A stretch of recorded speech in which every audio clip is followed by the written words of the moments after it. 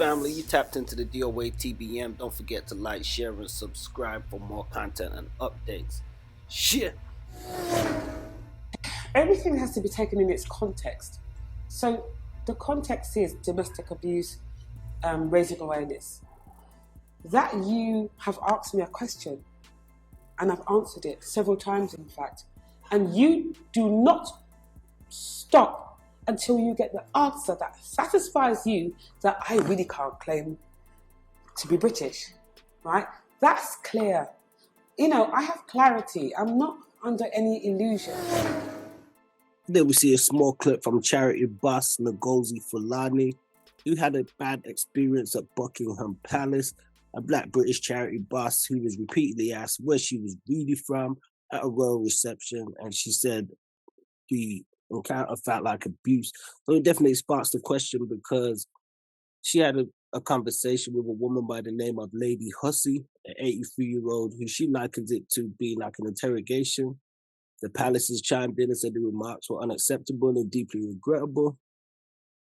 And Prince William said racism has no place in our society. But yeah, so I mean, what do you guys think? Because here we see a woman, and she was repeatedly asked where was she from, and here we see a picture of Lady Susan Hussey, a friend of the Queen's and stuff, you know. And I've lived in the UK. I've actually worked in different places around the UK, and I've had similar experiences with elder white people asking, you know, where are you from?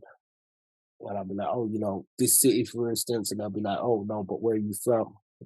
So I start to ascertain, okay, I'm guessing they're trying to say what country are you from? And the interesting thing is, especially the people of, like the term people of color, black people, whatever you want to say, living in the UK, some are second generation, some are third generation. Some of their families have come over by way of migration over the years and stuff. But ultimately, a lot of people, they were born here, but they don't feel like they're seen, pardon me, but they don't feel like they're seen as British or as English. So I think this is quite interesting. I mean, what do you guys think? Anybody out there who's grown up in Britain or in the West, do you feel you're accepted? Or do you think you are looked at as different, as exemplified in this story? So let's get back to a bit of what Fulani was saying. Right?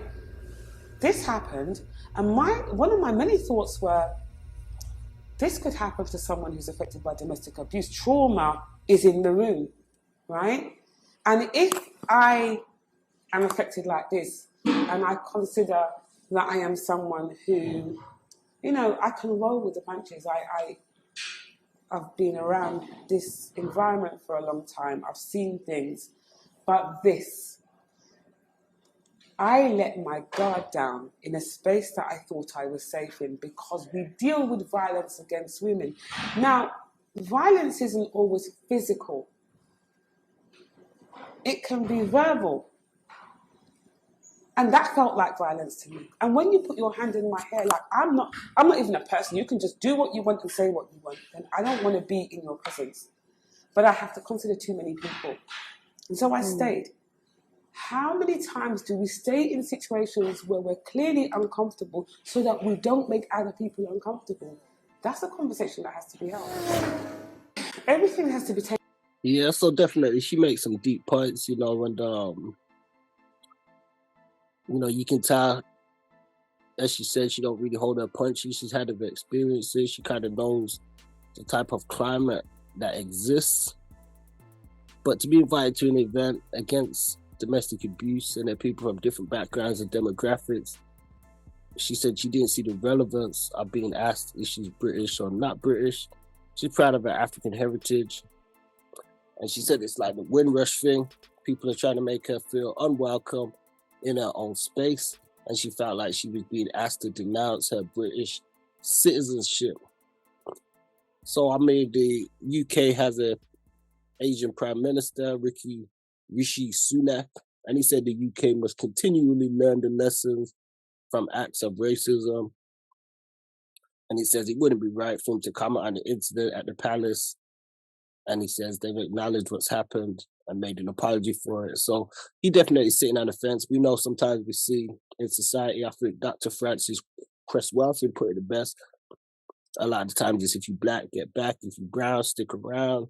If you yellow, you mellow. And if you white, you're all right. So it's a shame that a lot of people still live by these color coded tactics and stuff. So here we see another picture, Lady Hussey in the back with the royal family, who have been brought under fire and stuff a lot recently, especially in regards to race and things of that nature. With people suggested, with Prince Harry and Meghan Markle and all of that stuff. So it's definitely a trip. I mean, but for people growing up within the UK, black people, so-called black people, this is a everyday sort of thing to an extent. I would say you may not be asked the question every day, but I feel as though you are treated as such every day, like you're not really a part of this, the system in a sense, or not really a part of society, or not really a part of. Now, some may argue different. Let us know your thoughts in the comments if you have different experiences and stuff. So I'm gonna put a question out there to you guys, blacks growing up in Britain. Do you feel accepted, or not? And here we see a small transcript we're gonna close on so people can say what exactly happened in this conversation. And we say Lady SH saying, "Where are you from?" She said, "Sister Space." She said, "No, where do you come from?" She said, "We're based in Hackney." She said, "No, what part of Africa are you from?" And she said, "I don't know. They didn't leave any records." And she said, "Well, you must know where you're from. I spent time in France. Where are you from?" She says, "Here in the UK." She said, "No, but what nationality are you?" She says, "I'm born here in British." She said, "No, but where do you really come from? Where do your people come from?" And she said, "My people? Lady, what is this?" And, "Oh, I can see I'm going to have a challenge getting you to say where you come from. When did you first come here?" And she says, "Lady, I'm a British national. My parents came here in the 50s when." And she said, "Oh, I knew we'd get there in the end. You're Caribbean." And she said, "No, lady, I'm of African heritage, Caribbean descent, and British nationality." And the woman said, "Oh, so you're from." So last point, I think it's quite interesting, especially when we look at like nationality and stuff.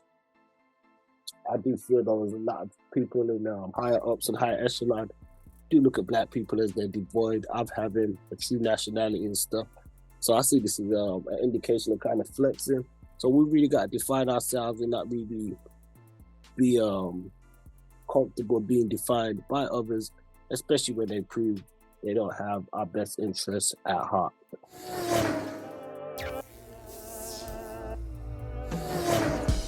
Peace, family. Don't forget to like, share, and subscribe, and check us out on outtheonline.com. Don't forget to check us out on Facebook for exclusive playlists and social media for all different types of segments and content.